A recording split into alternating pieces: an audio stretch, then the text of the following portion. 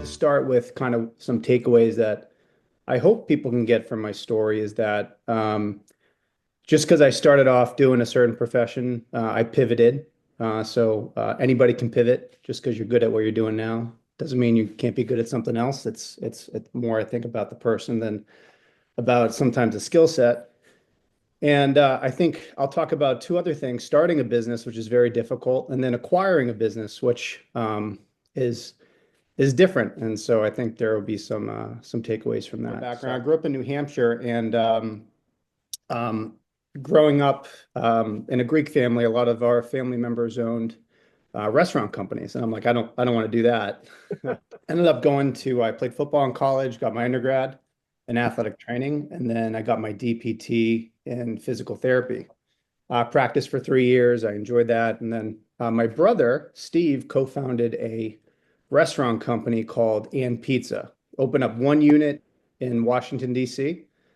And I, again, didn't want to be in the restaurant industry. And so when he was opening up one pizza shop, running a pizza shop wasn't really what I, wanted to do. But there was something really special there. There was, the brand really, really spoke. It was a really cool venture.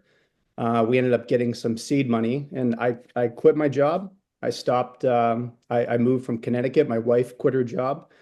She works at Fort Belvoir now, so she's very happy there. But we moved down here over a decade ago, and joined my brother, and we ended up getting a seed round and opened up 45 pizza restaurants in about 6 years. Pizza is relatively forgiving business. We served one item.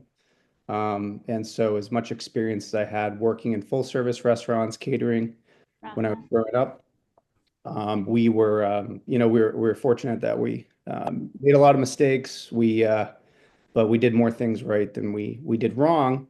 And everything for how we make decisions now versus how we used to. I mean, we would see a Chipotle and say, "Oh, that's busy. Let's open up an Ant Pizza right next to it." I mean, that's you kind of when you're starting out, these are kind of how you make some decisions. Now we have some data and some other tools that we use, but it was very exciting. We learned a ton.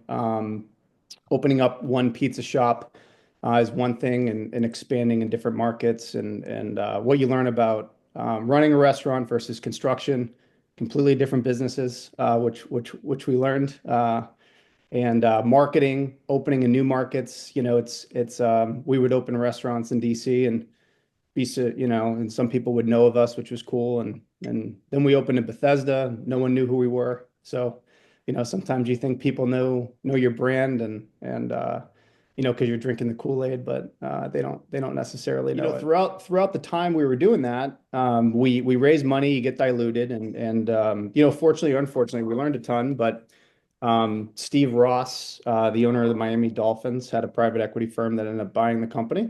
And so throughout that time, we were big restaurant fans in DC, and so some of our favorite restaurants to go to were Ted's Bulletin. And we'd also go into Kramer's, which is a bookstore restaurant.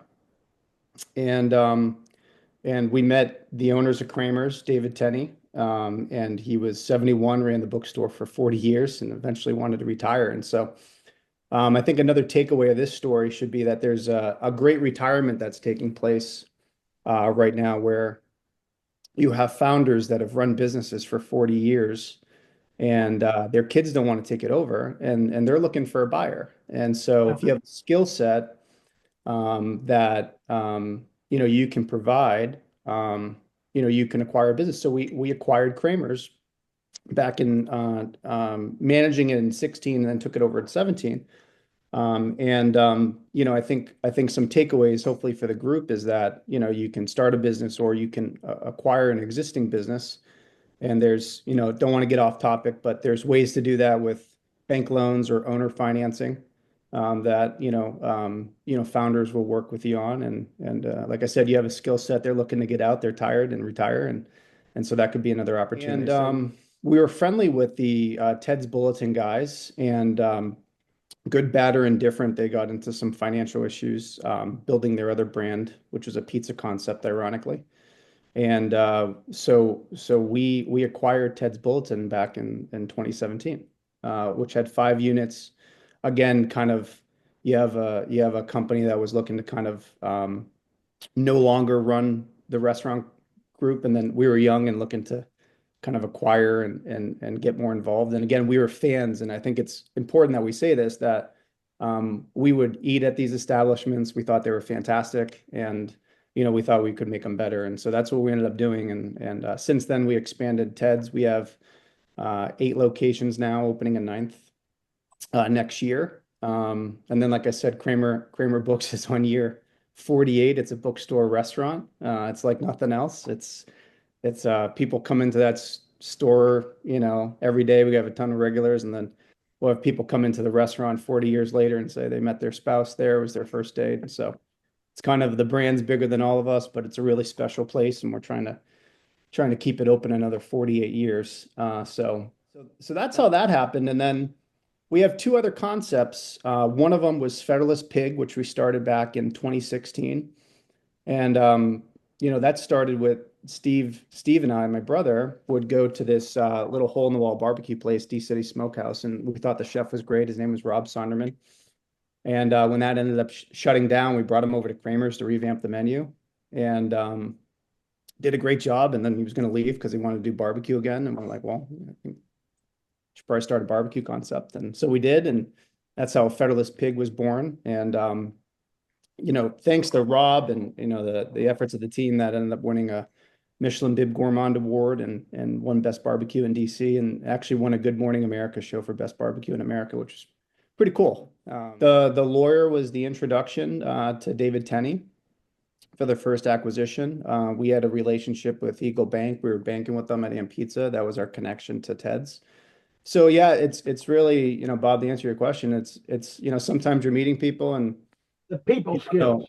yeah, and you make some connections, and turns out 10 years later something happens, or you're just friendly, they're a guest, or leveraging relationship. You might have a friend whose father wants to sell his business. I mean, there's like you never know where you're going to find these contacts and relationships. And like I said, if you have a skill set, and we're bringing up the restaurant skill set, but you could have an HVAC skill set. You could have people are selling car washes. I mean, there's a plethora of businesses that people are selling. And I think what's interesting about it, and I think it's good we focus on it for a second, is starting a business from scratch is very doable. It's very exciting. It's very difficult. And acquiring a business is a little different. You can see the sales, you can see the cash flow, you can see if there's a management team, is there not a management team? Do you want to run it? Can you contribute to it? Do you know it enough? And again, you can get seller financing, or you can get a bank loan, and that might be your step into entrepreneurship, which is, I don't want to say less risky, because it's just different, but that's another avenue that I think we've done both, and there's benefits to both, and really, I think our ethos is we want to create really great brands and neighborhood restaurants in DC and in our communities, in our neighborhoods. That, my mother is still a hostess in Nashua, New Hampshire. My dad works at Home Depot. We're not like, so where would they go out to eat? And that's kind of like affordable, and people can go more to like everyday places versus, kind of one-offs that, you can go once a year. And whether we create that brand and ideate it, or do we, acquire it because it's great and we think it should be a DC staple and keep it around. So Popeyes got voted best fried chicken in DC, and we were like, oh my, like, how's that the best fried chicken in DC? I think people in DC should create a DC concept that has great fried chicken, and that's how Honeymoon was born. And I think the takeaway from this story is, we have restaurant experience, but just because we have it doesn't really mean we knew what we were doing in fried chicken. And so going back to relationships, we got with our kitchen vendors and our supply team, and we said, what are the big kitchen or chicken brands doing? And they really helped us, think through the machinery, the kitchen setup, as Chef Rob was working through many iterations of fried chicken. We got to taste a lot of fried chicken, and we did our homework, and and really by doing homework, meaning we ate a lot of fried chicken, if you were wondering what that homework was. Um, and coming up with that concept. And so that opened in 2022, January 2022. And again, won a Michelin Bib Gourmand Award and got awarded Best Fried Chicken in DC. So we put our minds to it. We did it. And I invite you if you never had it, try that fried chicken. Let me know what you think. So then those are our restaurant brands. So again, going to a couple of the takeaways, we ideated and created, some of these businesses, and then the other ones that we just um,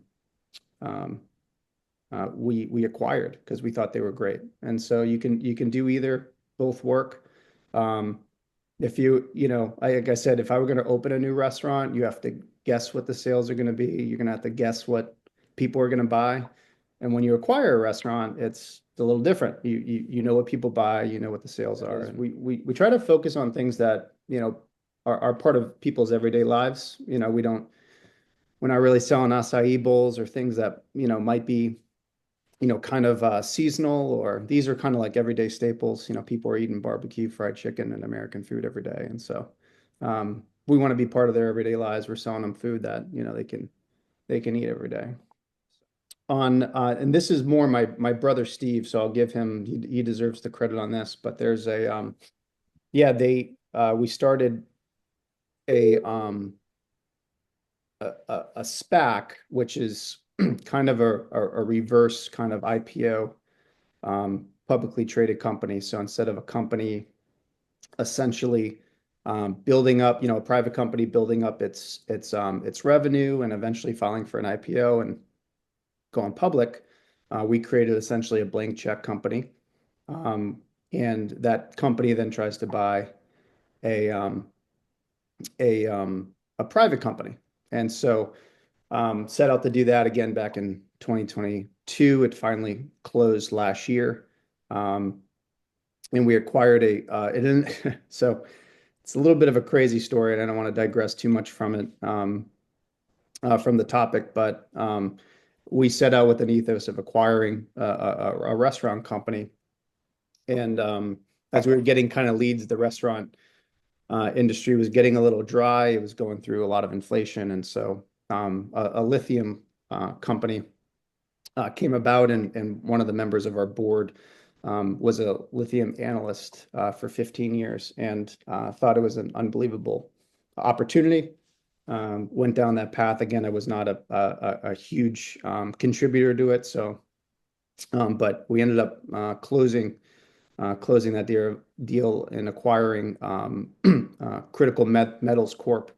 And so closed the SPAC. So again, a public entity bought a private company, and it's trading now on the NASDAQ. And so that was another very exciting venture. We think we might try to do another one. I think you got to sometimes, where we spend our time and what we decide to do, you have to have a combination of staying very disciplined in your scope and also not ignoring opportunities that are coming about. And so as much as we're trying to scale our existing brands, which we think are great, and we have great people, and the more you expand your company, the more opportunity there is for them to grow and manage. And we've had people in the company that were prep cooks that are now executive chefs. We have people that were assistant managers are now area directors. And so it creates great opportunity. But we're also have our eyes and ears out for great brands that they have again older, very successful founders that are looking to get out, and when they want to retire, they need a kind of a payday and want to sell their businesses. So we're not interested in turnaround jobs and brands that aren't doing well and they need rehab. We really want to take really brands that have a following in DC and resonates with the consumer, and how can we take that and carry the torch and hopefully make it a little bit better.